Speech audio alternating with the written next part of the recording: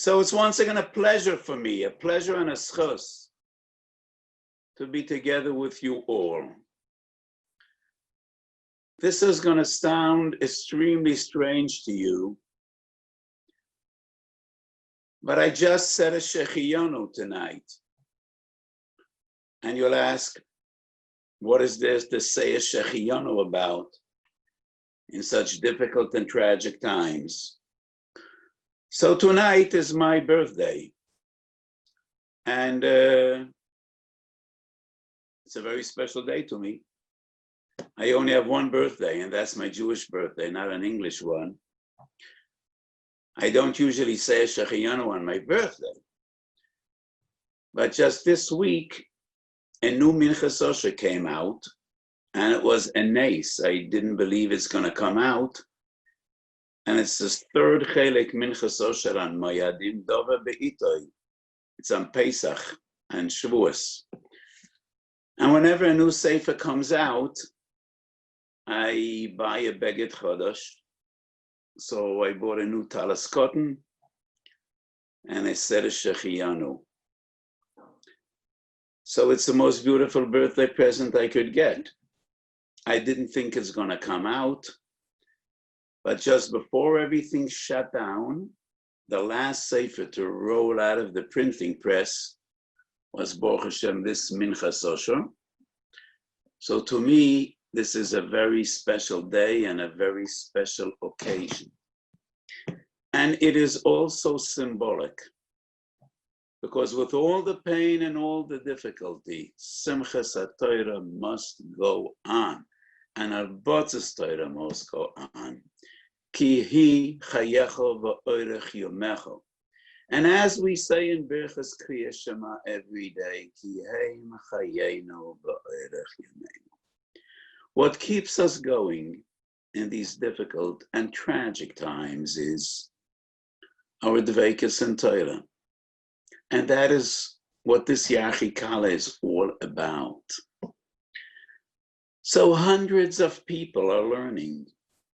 And it's definitely Talmud Torah Derabim. Each one of us sitting in his own room, in his own home, sitting all by himself as I am right now. And we're engaging in a huge Talmud Torah Derabim. And that is the way to respond to pain, to difficulty, to strife. Rabbi Kiva ben Yosef b'Shas HaGzera was Makel Kehilas Barami. So many events stop. We ain't doing any chasanas right now. We ain't. But what cannot stop is Talmud Torah and Simchas HaTorah. It is the oxygen we breathe. It's our lifeline. So, with all the difficulty, and every day I have hundreds of shilas, some of them real painful and difficult shilas. I never believed that I will ever be matir boina on Shabbos. This afternoon I was matir boina on Shabbos. To my dismay, the number of corona cases in Yerushalayim is rising by the hour dramatically. And Shari Tzedek is urgently building 2 new units for corona patients. And I was matir to continue in building those units on Shabbos.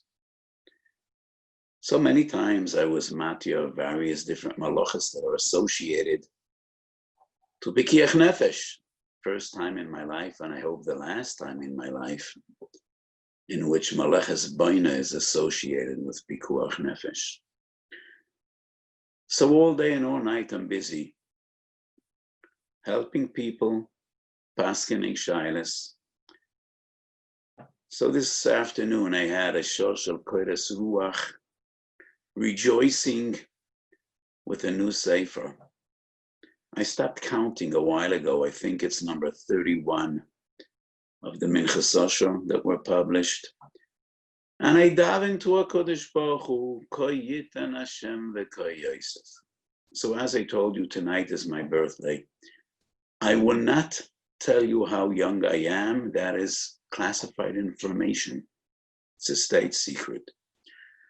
But I daven to HaKadosh Baruch Hu, we should be able for many years to keep up Harbotzes Torah and trying to be helpful to Klal Yisrael and to every individual in times of need, in times of pain. So Baruch Hashem, it's a huge schus, and I'm happy to be together with you again this evening. Huh?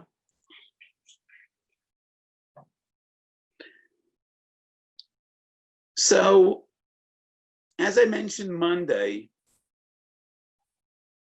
this Seder is going to be a somewhat different Seder. Not a sad one, but a different one. It cannot be a sad Seder. A Seder by its very nature must be besimcha. Let me tell you a story of another Seder. A story I heard from my father many, many times. And my late father, Zecher Tzaddik Levrocha, used to tell this story by his Seder. And I heard it from him many times. And we go back many years to 1945, Tovshin Hay, Leil Pesach in Mildorf. I told many times how and when my father first met my great Rebbe, the Tzanzer Kloisenberger Rebbe. My father and his entire family arrived in Auschwitz in Birkenau the first day Shavuos, Tovshin Daled, 1944. The Kloisenberger Rebbe arrived one day later, second day Shavuos. And they were together for approximately 13 months till the end of the war.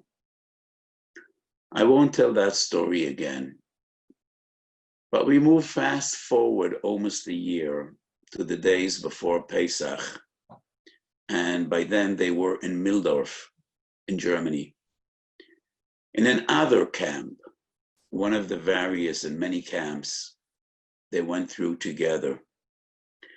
In the days before Pesach, the Kloisenberger Rebbe was busy. What type of a Pesach will we have? And we need to prepare. And they put aside some potatoes, hoping they won't need to eat chametz on Pesach.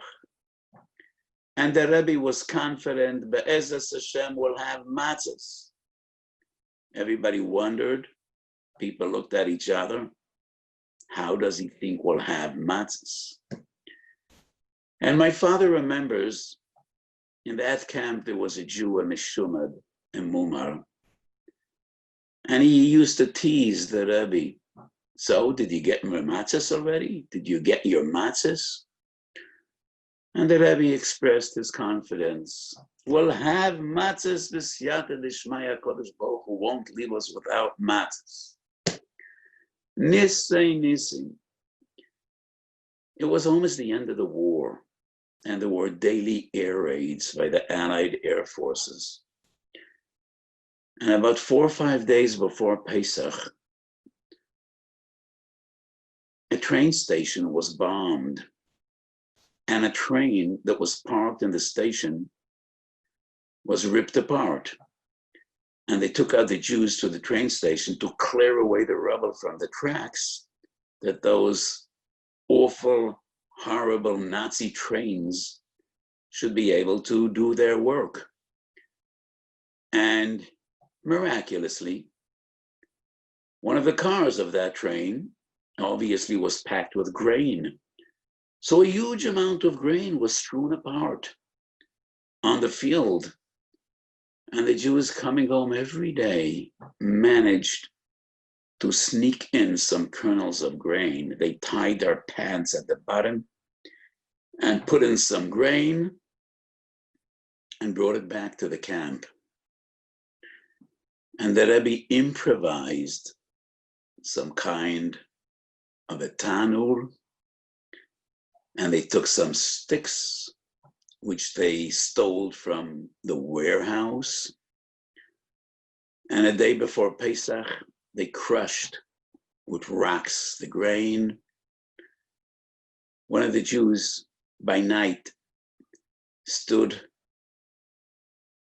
at the door of the building to warn them if any German officer might approach.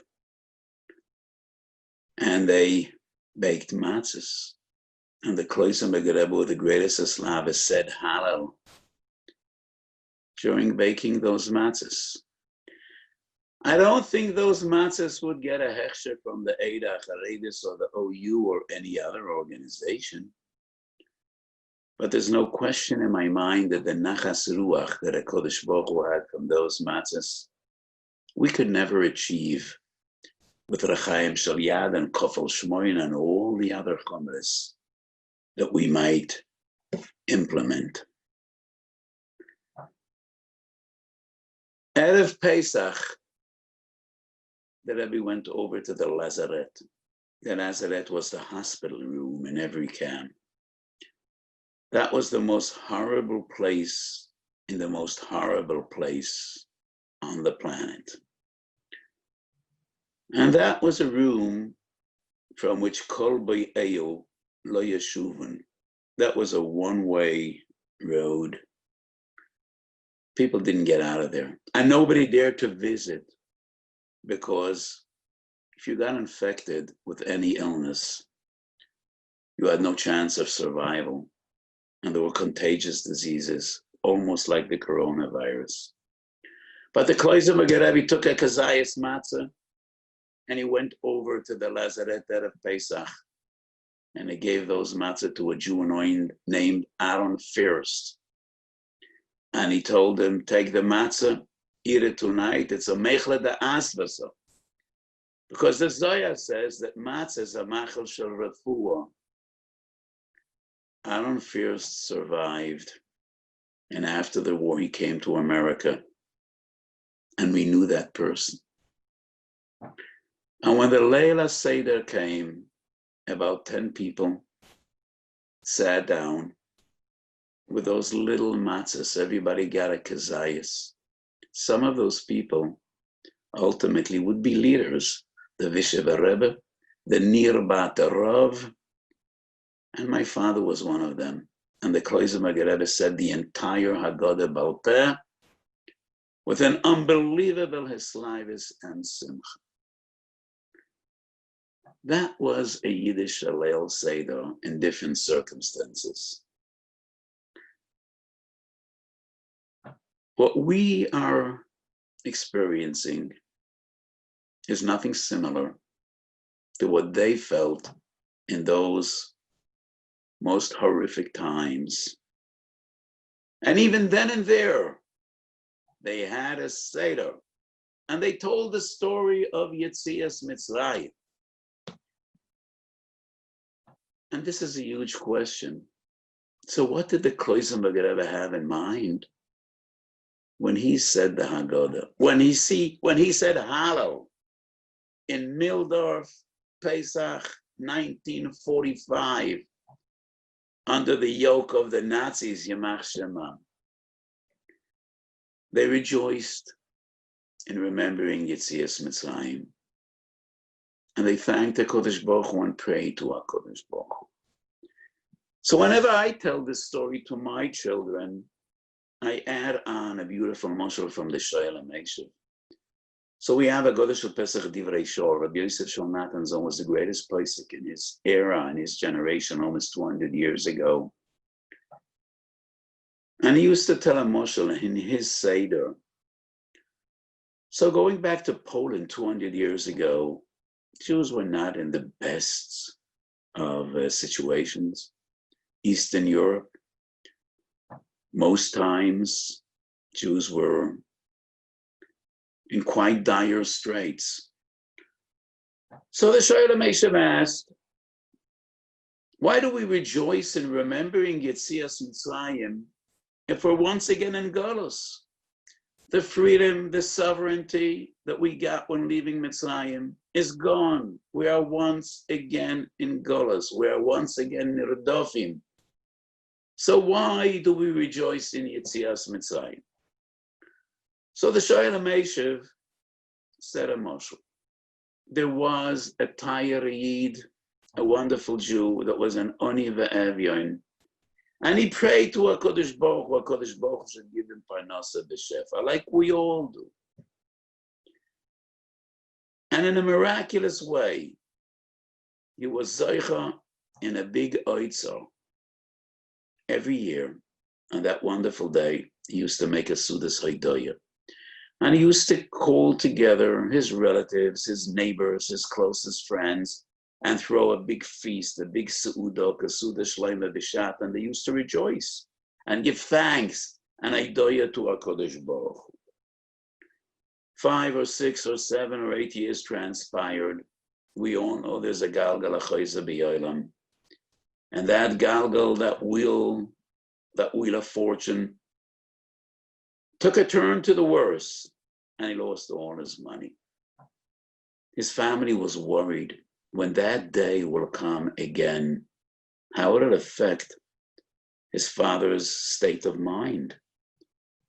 Will he become depressed, remembering that joyous feast, that Suda Gedolah that they used to make every year, thanking Kodesh Baruch Hu?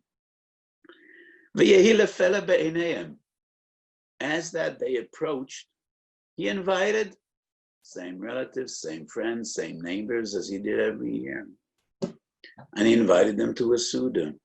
They all came together and they looked at each other perplexed, and nobody dared to say a word. But one of the sons of Ploni Almoni said, Tata, it's not Pesach, so I won't ask 4 questions. I don't have 4 kashas, but I have 1 kasha, which troubles me more than all the 4 that we asked B'Leila Seder. And the father tells his son, Sha'al bini, so what troubles you? What's your question? And the son tells the father, Abba, look at the table. Look at the table. Why did you bring all these people together? I mean, what are you offering? And why do you seem to be so happy? And he says, Tayar Kind, when I davened all those years when we were poor that a Kodesh Baruch Hu should give me Parnasa, it's not because I was a Baltaivet, not because I wanted to be rich. I just worried for you. Going back 200 years or 100 years in Europe, if you didn't have Parnasa, nobody really helped you out and cared for you. And even little children used to work to help put bread on the table. And I was worried, will I be able to send you to yeshiva and to teach you Torah? That was my only concern. And exactly in the right time, HaKadosh Baruch Hu gave us riches and gave us the money to be able. And Baruch Hashem, you grew to be Talmidei Chachamim. And then HaKadosh Baruch Hu decided to give the money to someone else. But the Torah you learned in these years, nobody will ever be able to take away. And that is why I am happy, and that is why I rejoice, and that is why I give thanks to HaKadosh Baruch Hu. And that is why we're all sitting together tonight, as we did every year in the recent years. So the Shoel HaMeishiv said, maybe some of the freedom we achieved leaving Eretz Mitzrayim we have lost. We have lost along the way.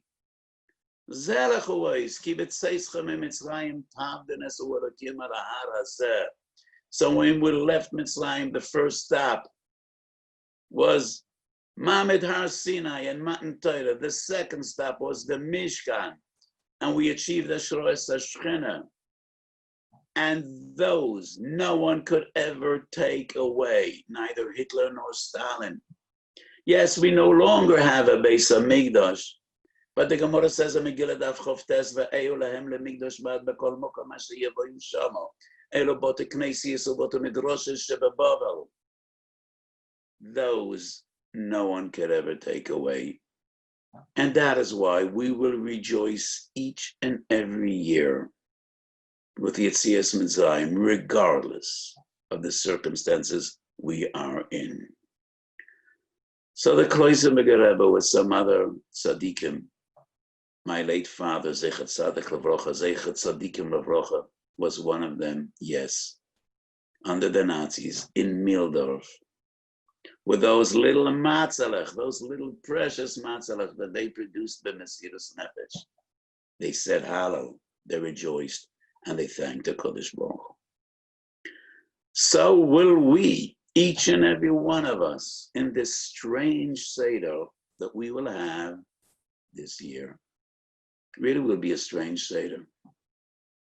I know the Brisa says, Psachim Kufte Zayin Omed Aleph, Haben Shoyel, Em Ein B'nai Chochem, Ishtoi Shoyel Soy. To many families, it'll be the first opportunity of Ishtoi Shoyel Soy, because youngsters usually go to their parents. Older people have their children around the table to ask the shaylas. So many people the first time in their life will be alone. Ish ve'ishtoi, elderly people, young people. It will be a different type of Seder, but not chas v'sholom a sad one. And we will all look back and thank HaKadosh Baruch Hu. Shegoal asav oiseinu, v'goal oisanu, and Baruch Hashem. We could learn Torah. We have the mitzvahs of the Leila Seder. And we have so much to thank for. With all the pain and the suffering and the tragedy. We always thank HaKadosh Baruch Hu, and we're always besimcha. So Hasidim say in the name of the great Rishon Tzaddik, Rabbi Yisrael Merujin, Misha nechnas odor marbe besimcha, Misha nechnas odor marbe besimcha. A Jew is always besimcha. It's just a question of volume. Sometimes so more, sometimes less. Marbe besimcha, memate besimcha. But a Jew is always besimcha, especially besimcha sachag. So b'siyata d'shmayu be'ezas Hashem, we will be happy Pesach. So we say Hallel b'leila Seder, but it's a strange Hallel. We say the first two prokim before the Suda, before Matzah and Moror, before Shulchan Aruch, and after benching, we say the other prokim of Hallel. So why do we divide Hallel in two? In normal circumstances, you're not allowed to make a hefsek in Hallel. But B'leila Seder, on the Seder night, we split Hallel in two. The answer to this question is a Yerushalmi. Interesting, not a Masechet Psachim, but rather a Megillah Yud Ches Amud Beis. And a Masechet Megillah Yud Ches Amud Beis, the Yerushalmi explains the first two prokim refer to Yetzias Mitzrayim. Befrat B'tzeis Yisroel Mitzrayim. Third Perek in Hallel Oilanu is Ledoiros. And then the other program, when we examine Haggadah Shel Pesach, this is a very interesting observation and a very fundamental one. Leila Seder is split into two sections. Whatever we say in the Haggadah, up to mitzvahs matzah moror, shloisha dvorim alolo Pesach matzah v'moror, deals with the past, with Yetzias Mitzrayim. Everything we say, la'acha berchas hamazayin, deals with Yemois HaMoshiach, with the tzipiyah liyeshuva. And the Yerushalmi explains, even Hallel is split in two sections. B'tzeis Yisrael is Yetzias Mitzrayim. Loilanu is Ledoiros, or the Siyata D'Shmaya we had through the ages. And then the other prokim are Yemois HaMoshiach ula Olam Haba. So after benching, we say Yabona HaMikdash, and all the piyutim b'derech sod, culminating, the climax is Chad Gadya. All those have to do with Liosed Lavoi, with Yemois HaMoshiach. And many times I said, a Jew never lived in the present. The present year was usually a sad one, a troublesome one, a painful one. A Yid lives in the past and in the future. He looks past to his magnificent past. He looks back to his magnificent past. Liyamei avoseinu. Liyetzias Mitzrayim, while his eyes are fixed to the future. Liyamois HaMoshiach. So Baruch Hashem, we will say Hallel. We will thank HaKadosh Baruch Hu for the past, and we will daven for the future, as I said on Monday. So this is going to be a very special Seder, a different one, but we'll make an effort. It should be a gewaldige Seder and a happy Seder, and we'll take advantage of the circumstances HaKadosh Baruch Hu put us in.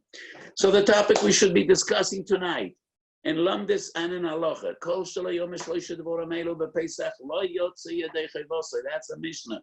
Psochem Kufte Zayin Omed Aleph.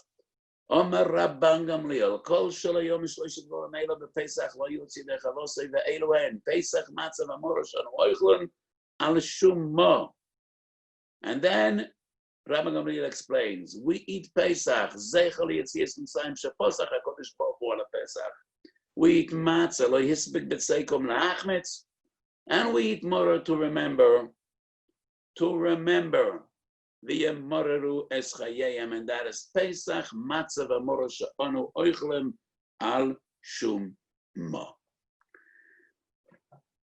So, what is pshat la'yotze yedei chayvosoi? Yedei chayvosoi shel ma. What is it that we need to be Yotze Yedei Chayva? Is it Yotze Yedei Chavosei Pesach Matzah V'Moror? Or maybe is it Lo Yotze Yedei Chayves Sipur Yitzias Mitzrayim?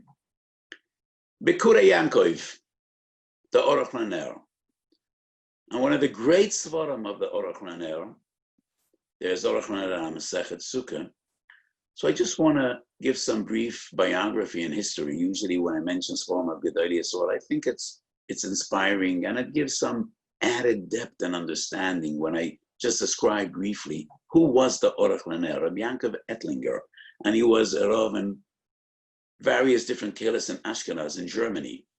And it is interesting, I mentioned the Shoel HaMesha before. So the Shoel HaMesha was the greatest posek of that generation. And the 6 volumes of Shoel HaMesha are awesome. So the Shoel HaMesha corresponded with all the Gedolim of his generation. When I was a bocher, I had tremendous inspiration from the Shoel HaMesha. So I quote him a lot. One of the first form that inspired me to strive and to learn Basmada was the Shoel HaMesha. It's one of the Gedolei Galicia. It's not exactly the Derech HaLemed I learned today, but I had tremendous to'elas and inspiration from the Shoel HaMesha. So I am quite a bookie in this sefer, and he corresponded with all the Gedolim of his generation. The only Gadol he writes a title, Ish Elokim, is the Orach Laner. And that's very interesting, because he responds with the Divrei Chaim of Tzanz, he responds with the Chidush HaRim, the first Gerer Rebbe. But the only Gadol he titles Ish Elokim is the Orach Laner, which is interesting. So the Orach Laner, in the introduction to one of his form, I think it's on Yavamis, the Orach Laner writes that I will write Chidushim primarily on those Masechtas that we don't have Pnei Yehoshua, because we feel the lack of Pnei Yehoshua on Masechet Yavamis. We have Pnei Yehoshua and Kedushin and Gittin and Chassidus, but we don't have them in Yavamis, and that is why I decided to write a sefer in Yavamis. So the Orach Laner imagined that he's going to be a substitute for the Pnei Yehoshua. Oh, that's an awesome undertaking. Nobody compares to the Pnei Yehoshua of the Achronim, but I think the Orach Laner came close.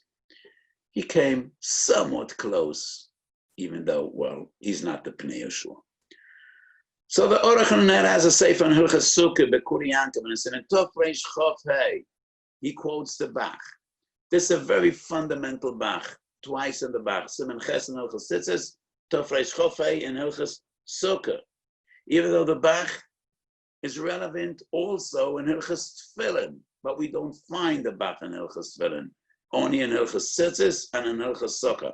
And the Bach writes a gewaldige Chiddush, which is, besides the basic halacha of mitzvahs sichos kavana, which is relevant to many, many mitzvahs, there are 3 mitzvahs in which there is a need for an additional kavona, besides the general concept of which is mitzvahs slichas kavona.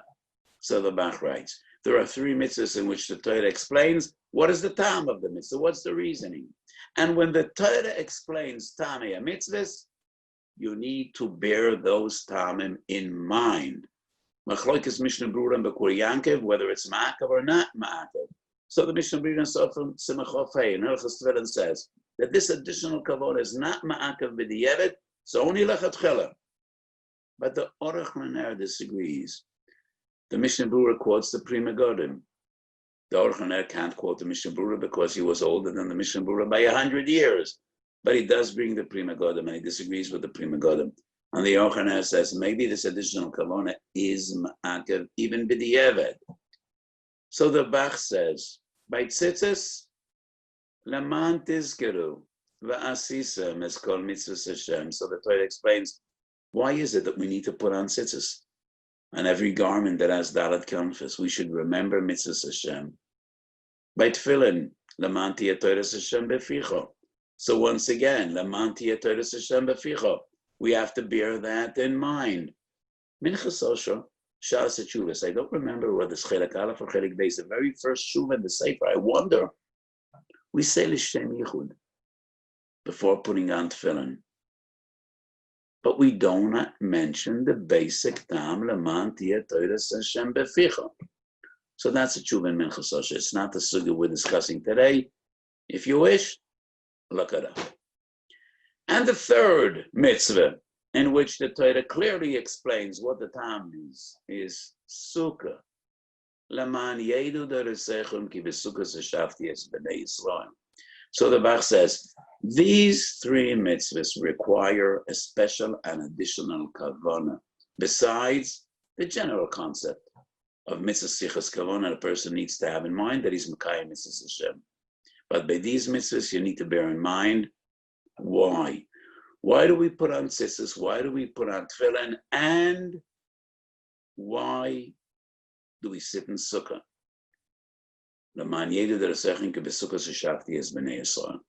So the Bach has a beautiful word, a beautiful chiddush. So the Tunas in the Tofay Shchafai writes that sukkahs are a zeichel ananei hakavod.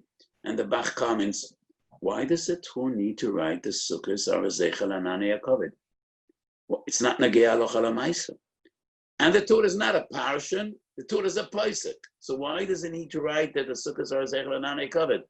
So the Bach says, according to my chiddush, it is nagei aloch ala ma'isa, because you need to know what to bear in mind, because you need to have this kavanah. So you need to bear in mind that sukkahs are zeichel ananei hakavod. Ani akoten v'hadal ketalmed adan lefnei Rabbi Weiss v'gadolim b'karka. I think there are many passages in the Tur which are not really halacha l'maisa. And I think the derech of the Tur is, in many sources, they give some background. They give some background in machshava, in musar. So I don't think the kasha of the Bach is a gevaldige kasha, but that does not diminish in any way his chiddush. What does it have to do with Leila Seder? This brings us back to the Bekur Yankov. So the Bekur Yankov says, because by Pesach Matzah Mora we also need to bear in mind, and we need to have a kavanah. Why do we eat korban Pesach? Why do we eat matzah? And why do we eat maror? Just like tzitzis, tefillin, and sukkah. That's the Bekur Yankov. And once again, I must disagree. And many times I feel a need to apologize when I disagree with the Chroinim. And one of the things I usually say to my Talmidim, if to disagree would be a privilege, I would be mevater on the privilege. I don't enjoy it. But it's an obligation and not only a privilege. Every Talmid Chacham needs to learn Torah in the light HaKadosh Baruch Hu gave him to learn Torah. So with tremendous battles, many times I have my own and different feelings. And I don't think Rabbi Gamliel has anything to do with the Bach whatsoever. Because the Bach deals with Kavana. Rabban Gamliel deals with Amira, not with Kavana. Rabban Gamliel says, Kol shaloi omar shloisha dvorim elu lo yotze yedei vosol. So by tzitzis and tefillin and sukkah, you don't need to say anything. It's a concept of kavana, parallel, equivalent to mitzvah sichas kavana. Rabban Gamliel is not dealing with ilchas kavana. Rabban Gamliel requires amir, and that's why to me it's a dover poshut that Rabban Gamliel is not referring at all to the mitzvahs of Pesach Matzah Moror. He is referring to the mitzvah of Sipur Yitzias Mitzrayim. And the chiddush of Rabbi Gamliel is, B'leila Seder, it's not enough to tell the story of Yitzias Mitzrayim. In our previous Shia Monday, in the Shia Psicha, I explained that by Sipur Yitzias Mitzrayim, you need to relate to details, and you need to explain that it was miracles upon miracles. And you need to stress, this is the day. Rabban Gamliel comes with a gewaldige chiddush. In the context of Sipur Yitzias Mitzrayim, you also need to explain the three fundamental mitzvahs that we have b'leila seder, and how these mitzvahs fit in the context of Sipur Yitzias Mitzrayim. What did they have to do to the remembrance, to remembering Yitzias Mitzrayim? And that is an integral part of Sipur Yitzias Mitzrayim. That's the chiddush of Rabban Gamliel. So a person is Yoitze Pesach, is Yoitze Matzah, is Yoitze Moror if he didn't say anything, and he didn't even have anything in mind, he is Yoitze. What he is not Yoitze is the mitzvah of Sipur Yitzias Mitzrayim. And the gewaldige chiddush of Rabban Gamliel is, besides telling the story of Yitzias Mitzrayim, we also need to explain the three fundamental mitzvahs we have, b'leila seder, and that is Pesach, Matzah, and Moror. Al Shumo.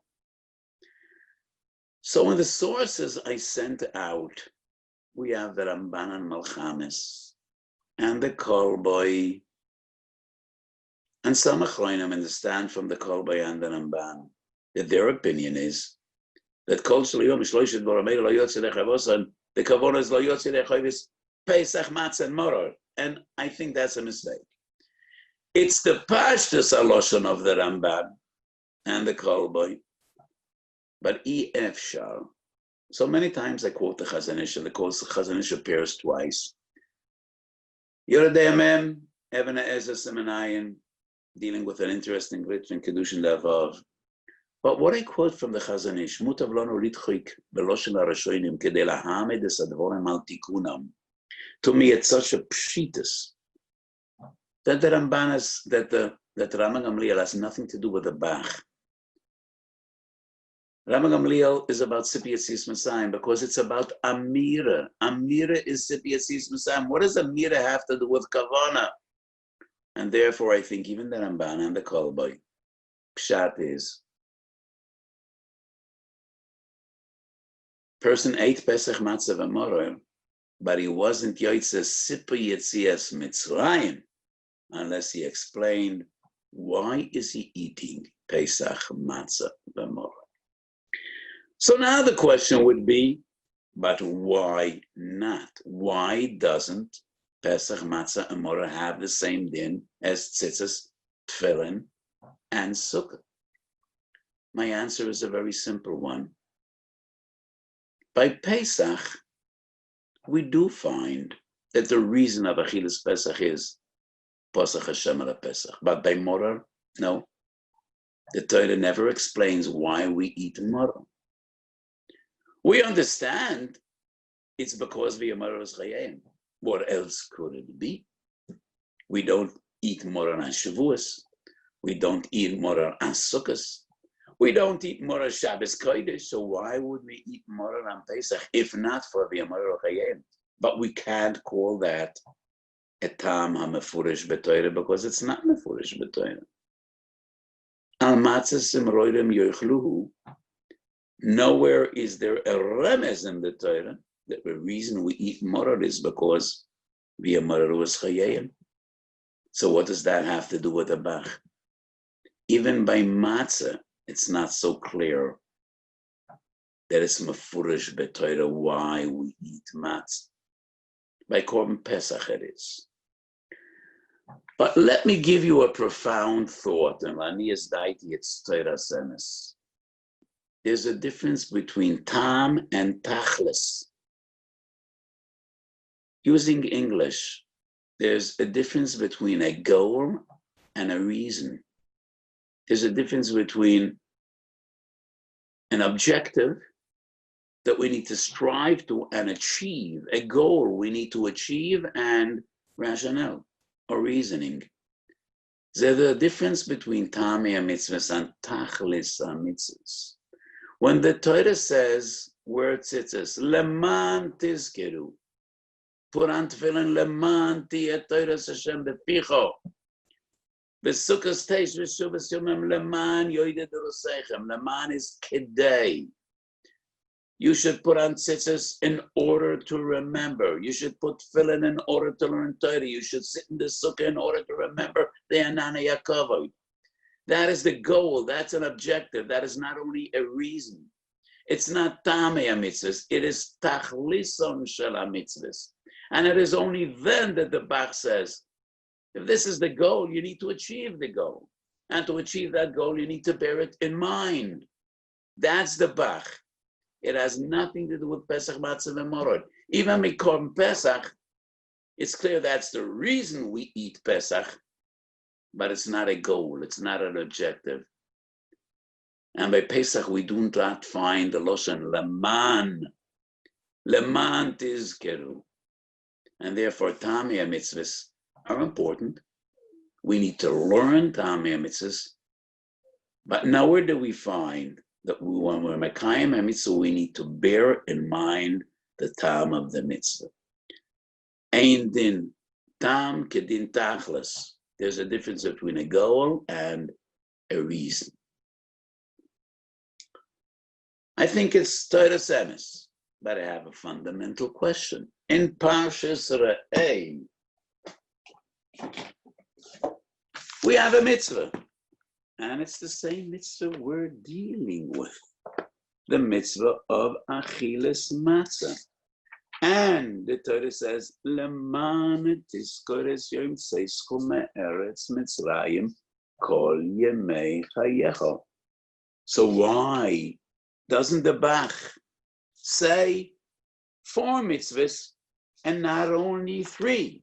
When you eat matzah, you need to bear in mind the reason you eat matzah is Leman tizkeres yom tzeischu me'eretz Mitzrayim kol yemei chayecha. So the Bach says his gewaltige chiddush regarding 3 mitzvahs and no more. Tzitzis, tefillin, and sukkah. So that is one of my arguments against the pshat of the Bekuri Yankov. The fact that the Bach does not say the same regarding Pesach, Matzah, and Moror. So I explained why. But at least regarding matzah, we do find Leman tizkores yom tzeischu me'eretz Mitzrayim kol yemei chayecha. So why would matzah be different than tzitzis, tefillin, or sukkah? My answer is a very, very simple one. The pasuk says, Shivas yomim toichel matzos. So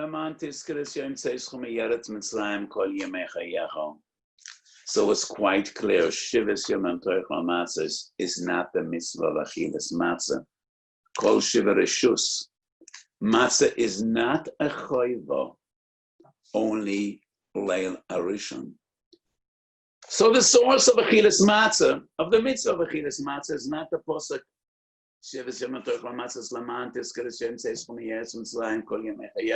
it's a different posuk.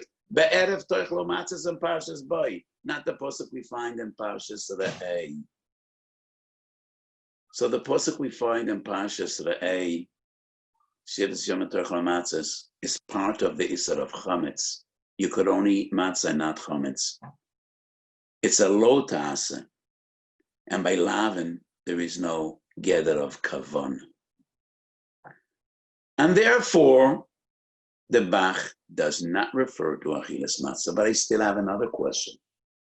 Another posik in Parshas Re'ei, dealing with Maser Sheni. ואוכלת לפני השם אלוקיך במקום אשר יבחר לשכן שמו שם. מעשה דגנך תירושך ויצורך ובחורס בכוח ובצונך למען תלמד ליראת השם אלוקיך כל הימים. So in this mitzvah of Achilas Maser Sheni בירושלים, the Torah does say, למען תלמד ליראת השם אלוקיך כל הימים. למען.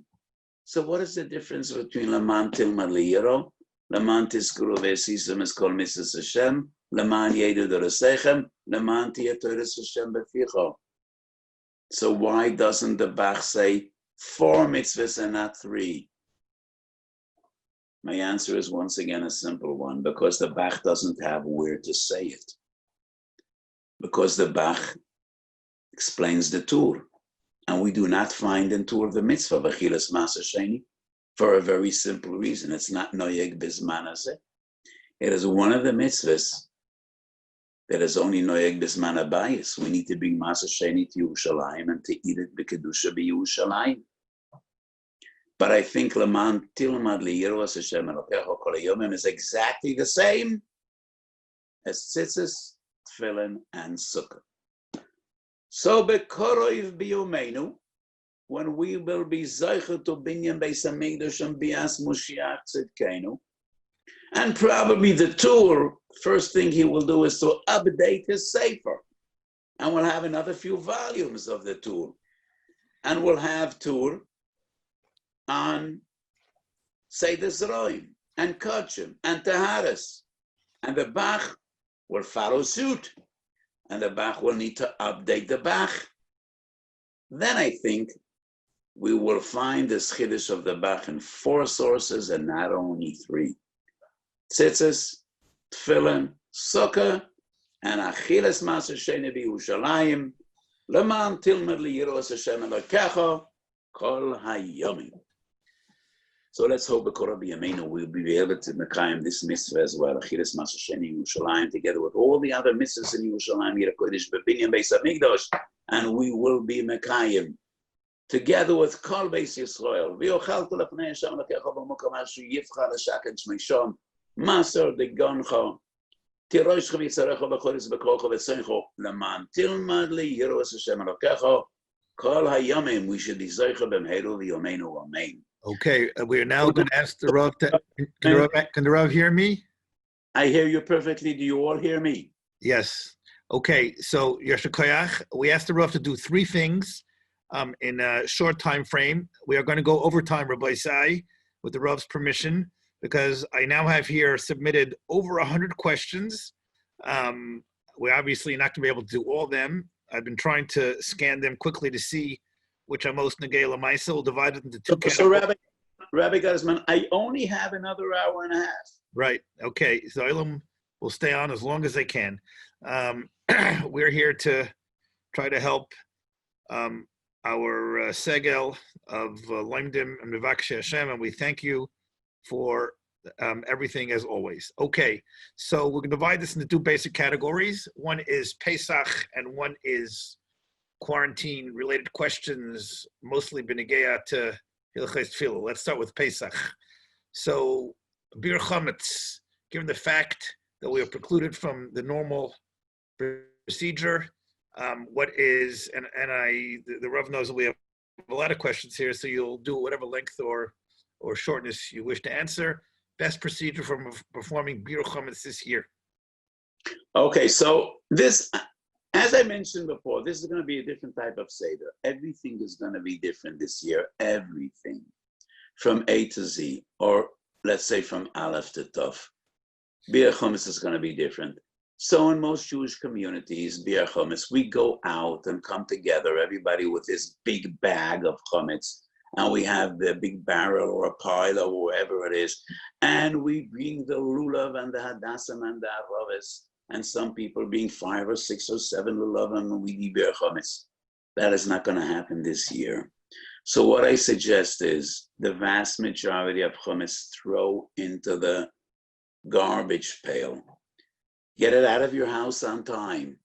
Once it's in a public garbage pail, it's hefka gomer. You bear no longer responsibility, and doesn't matter whether it's carried away or not. What you leave to be makayim bia chametz is 10 ptitin, the 10 little pieces of chametz. And this year, those pieces should be crumbs, smaller than they usually are. And your makayim bia chametz, if all those pieces together are 1 kazayas, and a kazayas in this halacha is as big as an olive, doesn't need to be bigger. We don't need a chazon ish here. Put them in a tin can and burn them.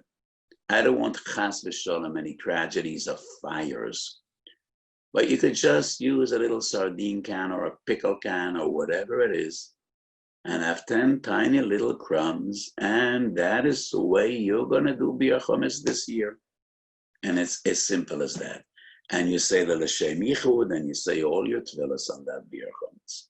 All you need to burn is a kazayas. So the 10 pieces of chametz you use for bedikas chametz, that should be the only chametz you're going to leave over for bia chametz. All the rest you're going to just throw away before zman isurah. Okay, mechiras chametz. So, well, again, we're not going to go into the details. Rav just said that you take it out, you bring it outside. To just around people live in apartment buildings. I assume the hallway is sufficient, even if you know they're not necessarily going to pick it up. You're being mafkrit and you're being mevatlet, and that was inherent in the Rav's psak. If you live in a single family home outside the street and an apartment outside of your apartment, is that correct? I'm not that familiar. So the garbage is carried. You put the garbage outside of your apartment in an apartment building. Yes. So I would prefer. Most families don't really eat chametz on the day of bedikas chametz, or on the day of bia chametz. Most kitchens are already pesachdik. I would suggest, if you have chametz gomer, discard of it maybe the day earlier and have it taken away. Even though by basic halachic definition, I think once it's outside your house in the hallway that belongs to all the shchenim, by basic halachic definition, I think you're okay. But I would prefer having it out of your house, out of your domain. So I think most people don't eat chametz gomer in the morning of Sleifus chametz. But by basic halachic definition, Rabbi Gottesman is right. As long as it's out of your private house, then you'd bear no longer responsibility. But I would prefer if it would be taken away. Okay, mechiras, thank you. Mechiras chametz. So most people have already interacted with their rabbanim, but they do normally. So let me limit this question, and we're not going to question how the Rav conducts it. The Rav here, the rabbanim here in America. But what's somebody who is locked up in his house, totally has no access to Rav. There are internet mechiras chametz. What's the Rav psak in that?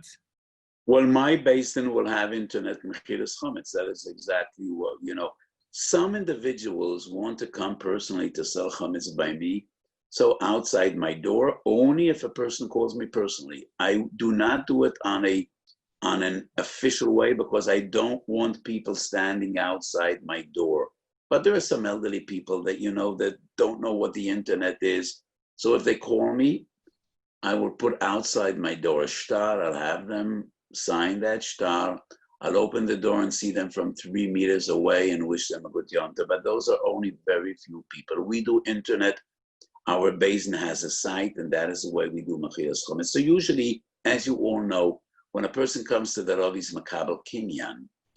So online, you can't be makabel kinyan, but that kabbalas kinyan is not ma'akav at all. And Choshen Mishbet Kuf Pei Beisif Aleph, it is clear in Shulchan Aruch that mini shlichus doesn't require a kinyan. The minig is based on the Rambam Perek Hey, Hilchos Mechira Halacha Yud Aleph Yud Beis Yud Gimel. The Rambam says then by mini shaliach we do make a kinyan, but that is just to prove gemara das or smichas das. It's not a halachic requirement. And I think that the fact that you go into the site and you fill out the form and then you click your name, that is the equivalent of doing a kinyan. So it's kosher lechatchila to do the internet machila. Okay, so once we're on the internet already, what is the Rav's psak on Siyam B'chayrim via the telephone or via Zoom as we are now? Does that have any validity? What should the B'chayr do? It has validity. So dealing basically with Tanas B'chayrim, this is a very interesting discussion beyond the scope of Rabbi Gaddison's question, or you're all asking these questions. So the minig is not to fast. Tshuva Me'ahava, the Talmud of the Noda B'Yehuda, is very much against the Siyam Masechet minig, and he says it's a tainus. It's a tainus like Tanas Esther, like other Tanais. I mean, you need to fast. But minig Beis Yisrael, quoted in the Mishnah Brura as all major achronim is, we do not fast, we participate in a Siyum Masechet. Minag Yisrael Torah. So the question is, must you be present or not? And my psak is, if you're part of the Siyum on Zoom, on Skype, or even in the telephone, that is valid. Especially in our time, there are tens of thousands of people that learn in these methods by the phone, by various different sites. So if you learn online and you actually are Messiah Masechtas online using Skype, Zoom, telephones, or any other modern technology, if you learn that way, you actually are Messiah Masechtas that way. It's valid for a Siyam as well. So let me say this. If you could actually do a Siyam, that's preferable. One of my Talmidim had a great idea, and he recorded himself the entire Masechet Makas Yerushalmi. It's the shortest Masechet in Shas. It's 7 blot. So online, I think the OU uses that. So one of my Talmidim in Etzisol went through the entire Masechet Makas Yerushalmi, 90 minutes. So you could log in, I don't even know where it is, look it up. And in an hour and a half, you could learn together with him the entire Masechet and have a Siyum Lechatchila. Isn't it greater to do a Siyum yourself than just listening to another one? But if you can be Messiah Masechta, you definitely could listen by telephone, by Skype, by Zoom, by any other method. And it's good. And then at home, you eat a piece of cake and it's a Sudas Mitzvah. Okay, Tfilas Kalim. So this year, obviously, there is a lot of people who have new Kalim they didn't have before, young couples, etc. Can't get to the mikveh. What do we do? So Tfilas Kalim, I have a two-pronged approach. So this is a real problem because so many people, as I said, are making the Seder first time in their life. And bearing that in mind, they must have kalim. You know, people, young couples that didn't dream about making a Seder. But now they're going to make a Seder, so they need kalim. And the mikveh and the kalim mikvahs are closed. I hope they're closed. I very much hope so. Because everything should be closed.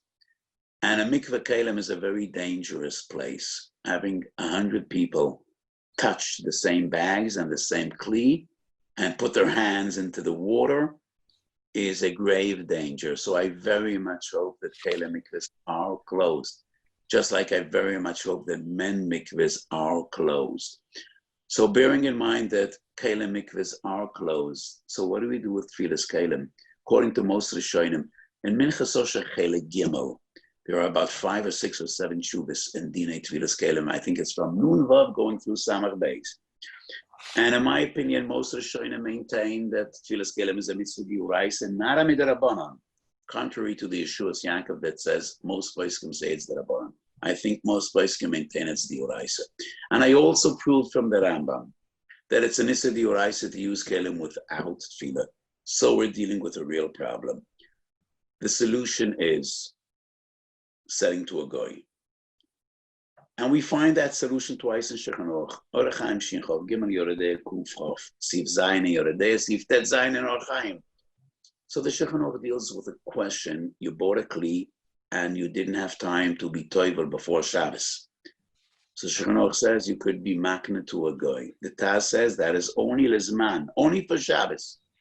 But Rabbi Kiva Eigen Yordei Kufchof deals with big kalim. They're too big to immerse in the mikveh. And he brings from the Kadmonim. The Eitzah is makna to a guy. But the problem is, we didn't get out of the house. So how are you going to do to Kanua to Goy? And the second problem is, Toras HaKinyonim between a Jew and a Goy is extremely complex. The most complex shtar we have is the shtar Mechiras Chometz, not the one that people sign. That's just shtar harashoah. That's a simple document. But the document between the Rav and the Goy is the most complicated shtar we have in our toolbox. So the average person doesn't know how to be makna ekli to a goy. So this year in my shtar mechiras chometz, there's a separate clause in which the person says, I have new kalim that I couldn't be toivel and I want to sell them to a goy. And the Rav selling the chometz to a goy will always also sell all those kalim to the same goy. So this year we have a bargain, a package deal for the same price. You not only sell your chometz, you also sell your new kalim. But it's important to specify what those kalim are, because regarding mechiras chometz, we also specify where the chometz is. We can't do that with kalim, because the kalim will be used throughout the Pesach, not stacked away in a cabinet. So at least you should specify what those kalim are. So this is only a partial solution, because we do mechiras chometz out of Pesach in the morning. But the people buying those kalim, it's not only cutlery, it's pots and pans, and they need to use those kalim before mechiras chometz. So mechiras chometz won't help them because they need to cook and bake in those kalim before the zman of mechiras chometz, and therefore we also use hefker. Anybody that bought new kalim and he cannot be toivel should be mafker those kalim. And mafker bifnei shloisha. If you can't speak to your two neighbors, then you could do it by Zoom or by Skype and show them the kli and say, I'm mafker this kli and I'm putting it out of my door. If you want, you have 15 minutes to come and take those kalim for yourself. Nobody comes, take them back into the house, but you're not mechaven to be zoicha. The kli is hefker. When we use a kli shel hefker, it's bottom and tefillah. So both these aterim are shas atchak. And one would ask, if I'm after the kelim, how could I sell them? If it's hefker. So if you're mevatel your chometz, how could you sell your chometz? We use bittel and mechira to be on the safe side. We use hefker and mechira to be on the safe side. If the hefker isn't valid, then we do the mechira. So that is why I suggest being a mafkir your kalim, and then that is good enough to use the kalim, but also include your kalim in mechiras chometz. If your local rav doesn't have a clause to sell the kalim, you could rely on hefker alone. So you need to be mafkir those kalim, and mafkir, and not be mechaven to be zoicher again till after Pesach the hefker. But you need to remember not to use those kalim after Pesach without tefillah. So if you have various different kalim at home, I would suggest making a siman. As Pesach goes by, you need to be toivel those kalim. Going back to mechiras chometz, many people are not to sell chometz be'en. Is there any difference this year? What can be sold differently? In the past few days, I have seen many kulas, and I think some rabbonim are exaggerating. I don't see any reason why we should be makel regarding kidneys or other things. I think there is an atmosphere of, this is a difficult time, so let's throw everything away and let's be makel. And some people are writing kulas in different areas. And yes, I am fully aware how hard and difficult these times are. but we still need to be reasonable. So, Mechiras Chometz. First of all, let me say this very clear.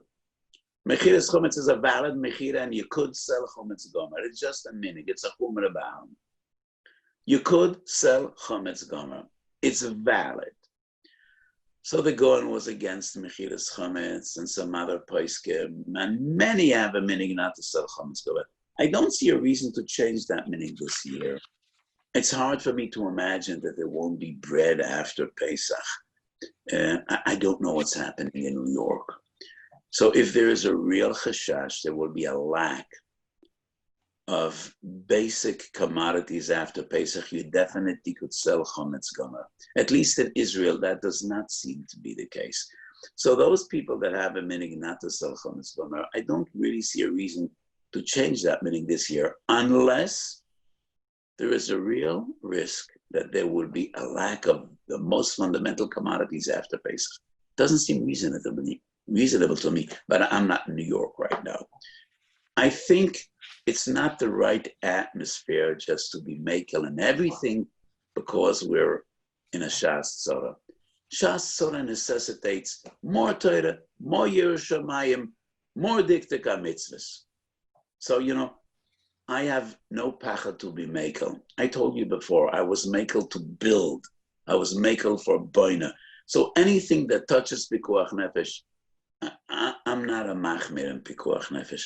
But I do think we shouldn't exaggerate and just say, okay, so everything, all I'm in Hagam, we're going to put aside.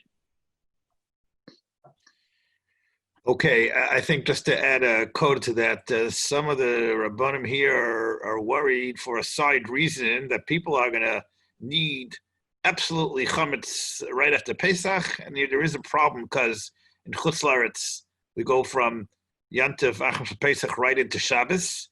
So normally you'll say, okay, we'll leave Pesach like for another day or two, but we do need to get Chalas, and there's going to be a huge run on in the stores, and then people will be Mayfair, and I know the Rav is very machmer on this, the rules of the Shilton not to go out, not to congregate, and therefore some of them are being makel for that reason. And that's a Matthias question. I have total confidence in the psukim of local Rabbonim, and I do not question their judgment.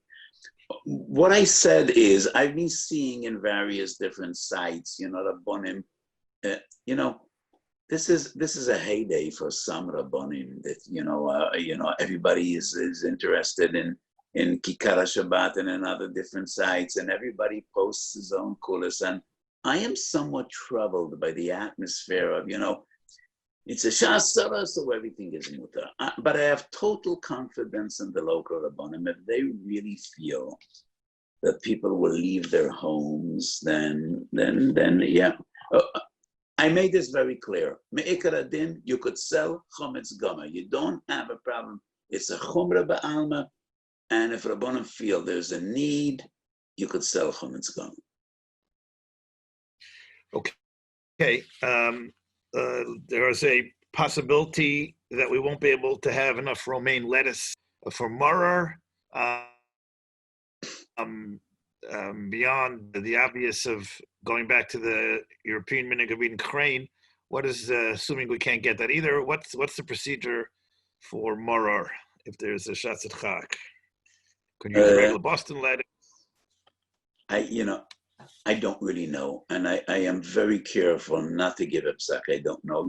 Our Messias is that romaine lettuce is Morer. I do not know whether other types of lettuce could pass as Morer. I do think that every lettuce has a fundamental bitter taste. So if it's a real Shasat Chak, I think you could be yoyse with any lettuce based on the psak of the Ramah that every Yerek Mar goes as Morer. But the Bis Yosef doesn't write that. So a Sephardi Jew, I think, has a problem relying on lettuce, which is not the Messiah of romaine lettuce. But if you really can get romaine lettuce and you can get horseradish and you can get chrein, so according to the more, I think you could be yoytze, but that is really a Shasat Chak. Preferable to get either Is chrein called horseradish in English? I'm not sure. Yes. Is it? Okay, so Yes. I would prefer either romaine lettuce or horseradish. Okay. There are general questions beneged to the Leila Seder for people who are positive but are not very symptomatic. Are there any kulas in the shiurim for them? Are there any different in the nihugim? This is a general question, so I'm not sure exactly what the question is. So once again, I want to go back to my previous comment. Echoila is potter if even from a mitzvah d'oraisa, if performing a mitzvah d'oraisa would exacerbate his illness, would make him worse.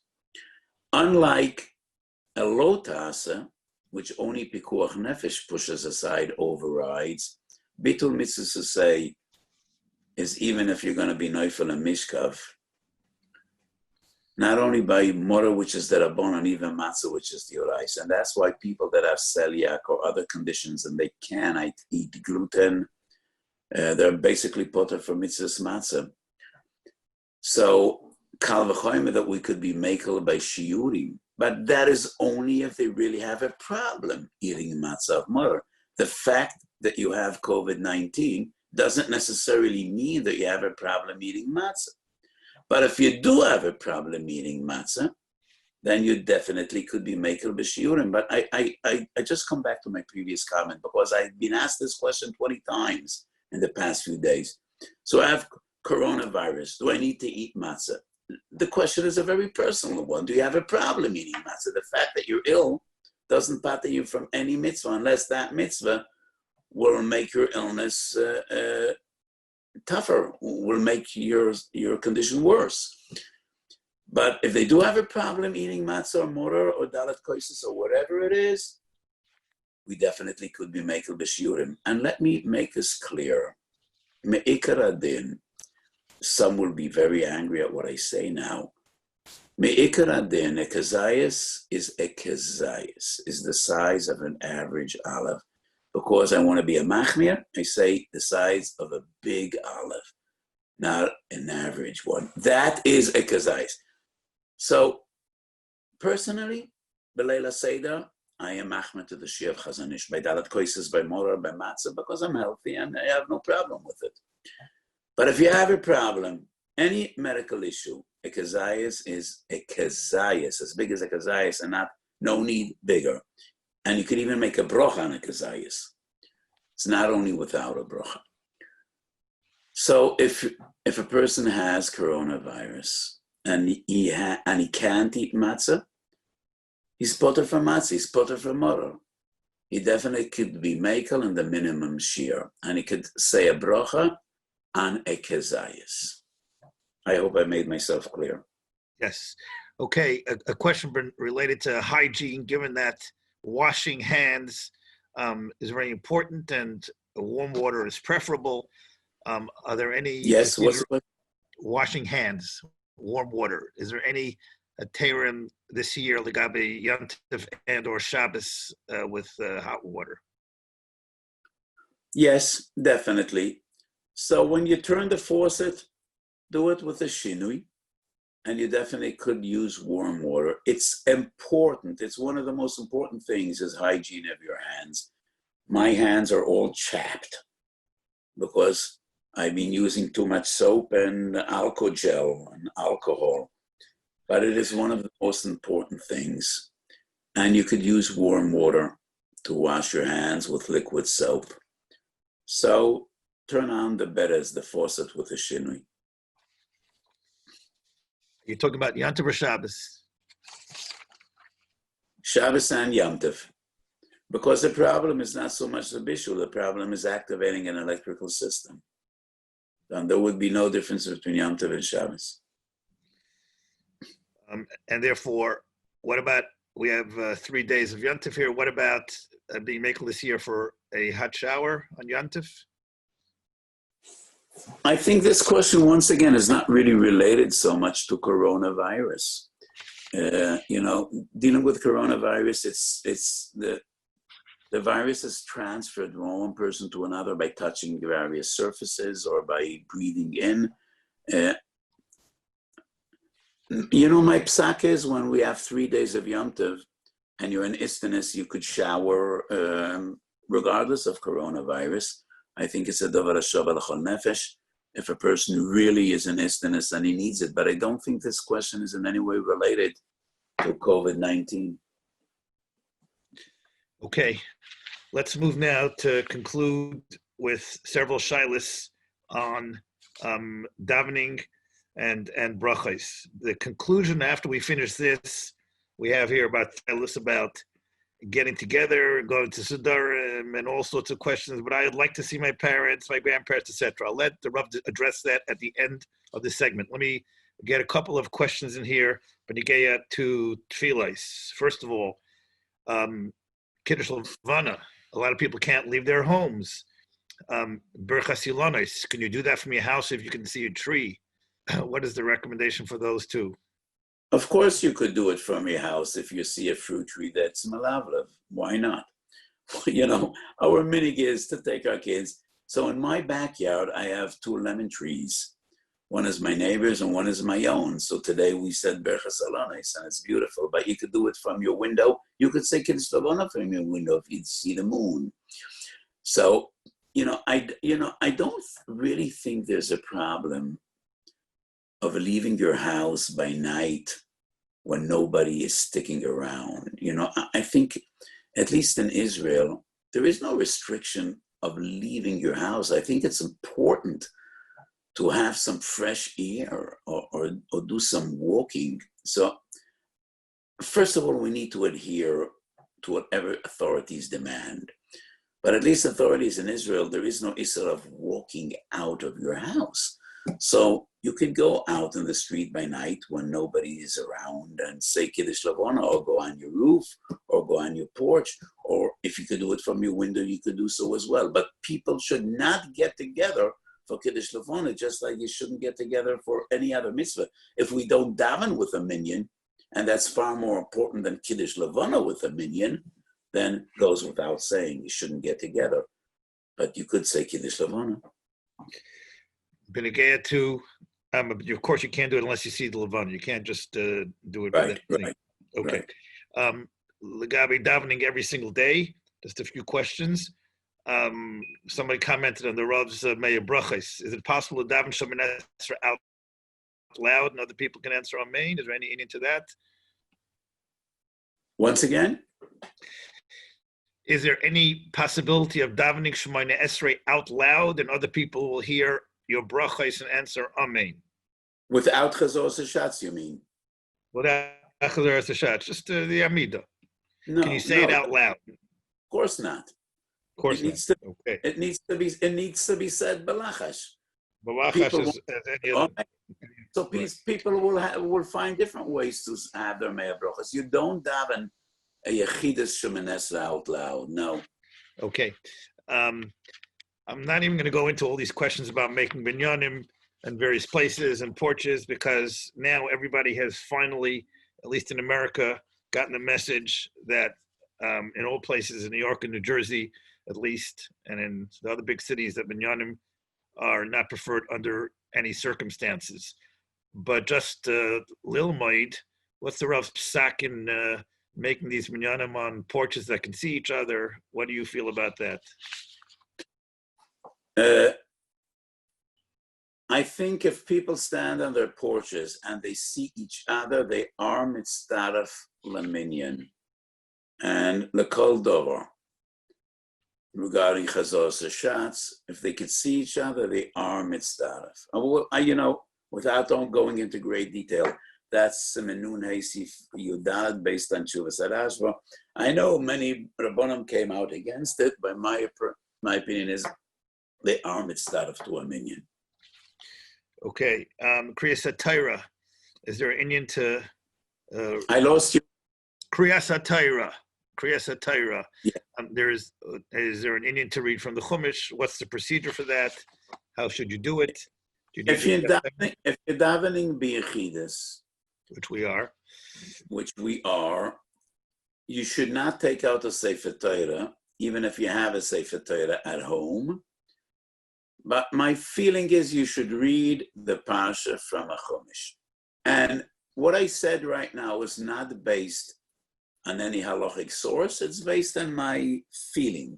Kedei shelo yelchu gimel yomim b'li Torah, and this is a Takonas Chazal. We do not take a Sefer Torah out of an Aron Kodesh only to be Makayim the mitzvah of Kriyas Torah, but I think it would be right to read the respective Parsha from a Chumash, to be as close. You know, there's a Divrei Chaim regarding a person who doesn't have a Kazayas Moror. Is there a point in eating a mashu? And the Divrei Chaim says, by mitzvahs, there is no din of chotzashir at all. But he should eat a mashu as zeichar on a mitzvah. And that is a Divrei Chaim, Chuvas Divrei Chaim, or a Chaim Chelek Aleph Simcha Fei. I feel the same way regarding Kriyas Torah. Sheni Chamishi B'Shabbos. I mean, this is part of the Seder Atfilah, so I think we should read it from a Chumash. And a person that can read it with Tamim, preferable read it with Tamim. Goes without saying, without brachas. Okay, those saying, one last question here. Those saying Kaddish is there for or Yartzeit, given the fact that he can't go to a minyan, but maybe there were some Yano in Eretz Yisrael. Is there any particular procedures they should do, or is it just part of the Gzeira? In some old Sidurim, there are some tefillahs that we say when we can't say Kaddish. And Reb Shlomo, I could forward to you by email those neschois. But it's preferable if you know people that do daven with a legitimate minyan, and I stress a legitimate minyan, because in Eretz Yisrael, neither the Gedolim nor the authorities came out against porch minyanim. I do think that every Yid has to adhere what the Gedolim in his country, in his city, in his Kehillah say. But there are places in which there are minyanim, and you could ask a person that is saying Kaddish to say Kaddish for your family as well. Ner le'echad, ner le'meya. And a person that's saying Kaddish for his parent could also add on additional names to that Kaddish. Okay. So now we get to the last very sensitive and tricky question of Yom Tov. This year, the Rav mentioned it, spoke to it very clearly how this year they're going to have different Yom Tovim. I have here about 15 to 20 questions here, all save around the same question. I've been quarantined. I feel okay. Can I go to see my parents? They've been quarantined. Every permutation possible. My mother is in her 80s, has not left her apartment for 2 years. Can I leave the camera on Shabbos and Yom Tov? We are healthy young adults that live on our own. Can we have a Seder with alone? I will stress here, since the Rav is speaking from a different country, that here the government is being very, very strict and made specific proclamations, as in Eretz Yisrael, that this year Pesach has to be celebrated alone, no matter what it is. So can you speak to that? And I assume that's both halachic and hashkafic. And we'll close with this. Reb Shlomo, you justly said that this is a tricky question. I think it's far more than tricky. And I need tremendous siyata d'shmaya to say something clear which should not be misinterpreted. I think most people know me as a person that knows how to clarify his opinions, whether it's in Lamdus or Halacha and any other things. But I am afraid, that I should find the right words. But I will try, because I never shy away from questions. On one hand, contrary to some other Rabbonim, and I say this sadly, from day one of this Magefa, I've been saying things that took others a week or so to come to the same conclusions. We need to strictly adhere to the rules. Purim I was maybe the first in Eretz Yisrael to be mevatel and Mesidus Purim. Every Purim night, 150 people or maybe more come to my house and they dance and sing till the early hours. And before the government demanded or required it, I said, no, I'm not going to have a Mesidus Purim. It's too dangerous. In my house, people that came Purim with Mishloach Monis, I had a man standing at the door with alcohol gel, and nobody came into the house without disinfecting his hands. When people sat down to the table, there were personal plates, no public plate. I did not want 20 people putting their hands in the same dish, taking out nuts or popcorn. Every person got his own personal little plate and portion, and what he left over went to the garbage. And Baruch Hashem, to the best of my awareness, nobody was infected with a virus by being in my home. And as this Sega developed, I usually was the first to say how important it is to adhere to all the rules. But I do think, like in any other endeavor, you must use common sense. And if you have an old parent who's 90 years old, leaving him alone might also be pikuach nefesh, might also be a tremendous risk. So an elderly person is living alone or with a caretaker. And the children usually come every day to visit, to help her around, and just leaving them alone for an unlimited period might also be pikuach nefesh. Sometimes you have an elderly parent, and if you're not there to ask, are you okay? Is something hurting? Do you need something? That could also be pikuach nefesh. So a government, like any other body of authority, must put set rules. That's the nature of authority, and those are the nature of rules. But you need to apply common sense. So if you have a 90-year-old parent living alone, and she never was alone by the Seder, depression could kill a person. Last week, a person jumped off a third-story balcony in a hospital from coronavirus, and he's in critical condition. So if you have an elderly parent that didn't leave his house for the past 6 months, and he's feeling well, and you're really afraid to leave them alone for an extended period, I think you could bring them into your house and having them stay with you. What is wrong is having people come in and out. My mother is 92 years old. She never in her life made a Seder alone, and she has an Indian Goya living with her. So our plan is, we have one of our young couples in Einikel who hasn't been leaving the house for the past month, and my mother will be with them for Leil HaSeder. So I do not in any way want to diminish or minimize the chiyuv to adhere to rules. But like in any other endeavor, you must apply common sense.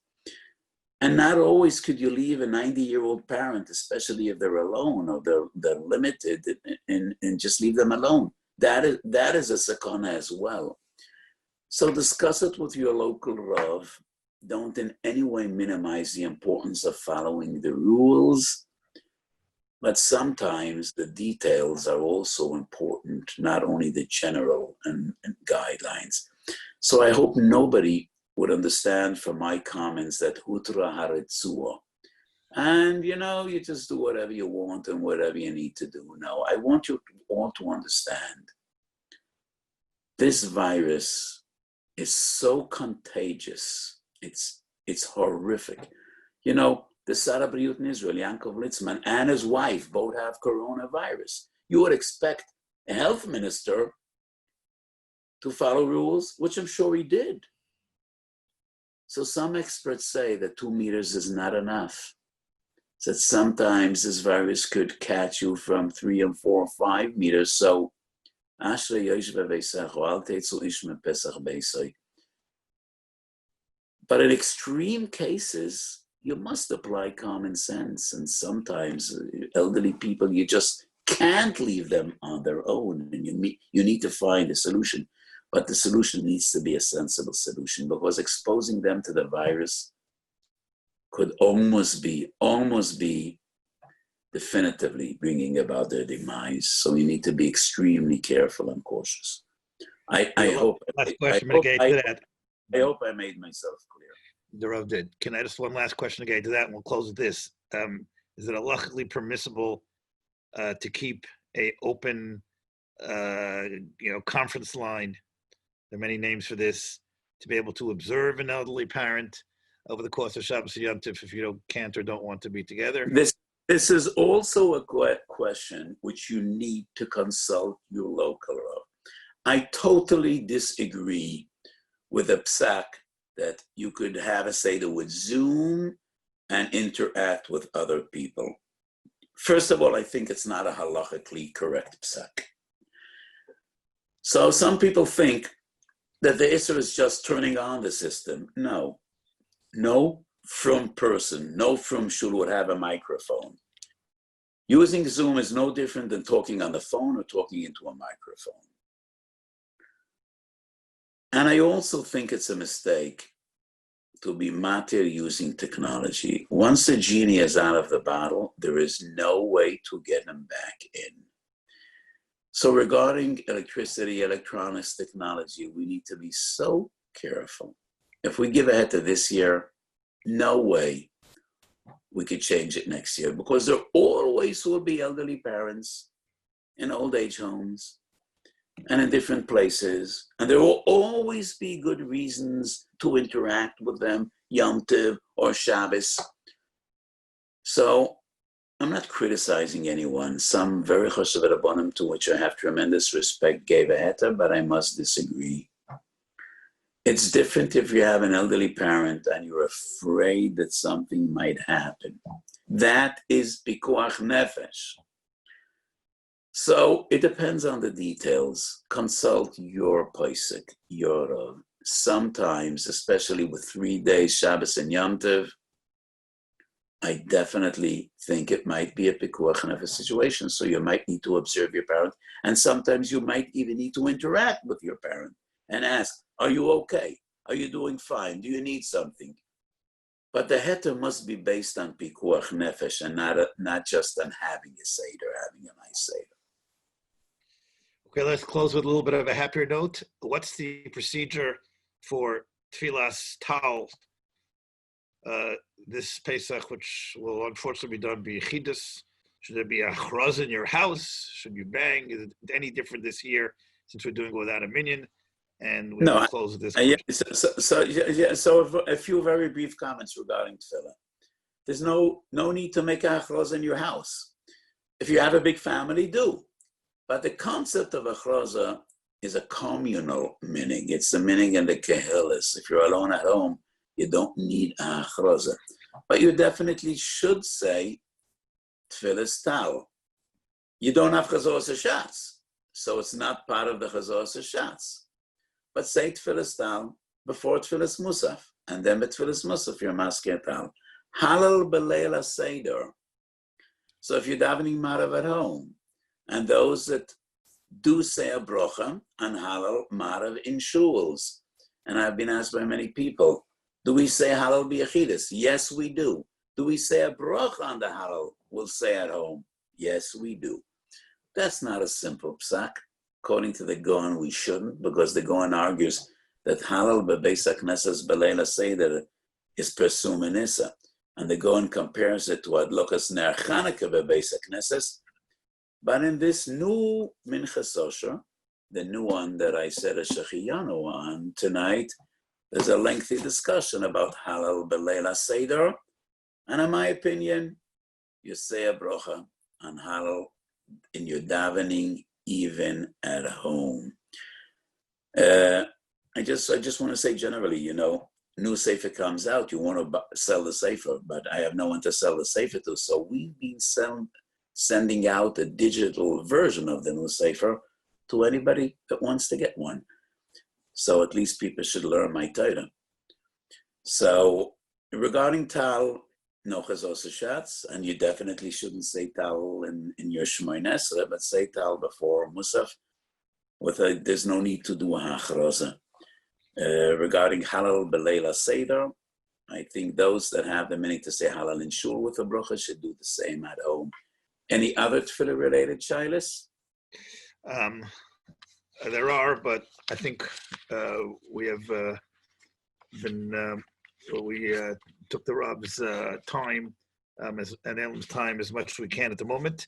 I'm going to get to general shilas. People may submit them to me by email or otherwise, and we'll forward them. I will try to do my best to respond. And let me once again tell all of you, it's such a schus. I'm home. I'm busier than I ever was, but teaching Torah is what gives me chizuk. So I thank Rabbi Gottesman, and I thank you all, and I think this is an unbelievable schus, especially in these times. As I said, we need Arbatzas Torah, we need Simchas HaTorah. So thank you, and I wish you all and your families, you should have a beautiful Yom Tov, a wonderful Seder, and you should all be fine and healthy, and we should only hear beside us Tovis, and HaKadosh Baruch Hu should help. Ki ameitzeichem eretz Mitzrayim, arenu neflois, we should see Nisim neflois, and we should be Zeicha to Binyan Beis HaMikdash. And as I finished my halachic share today, we should be Zeicha once again to be Makayim the Mitzvah Chag and eat the Korban Pesach besimcha uvesason b'Yushalayim ira kodesh b'mheiro v'yomeinu. Amen. Thank you, and a good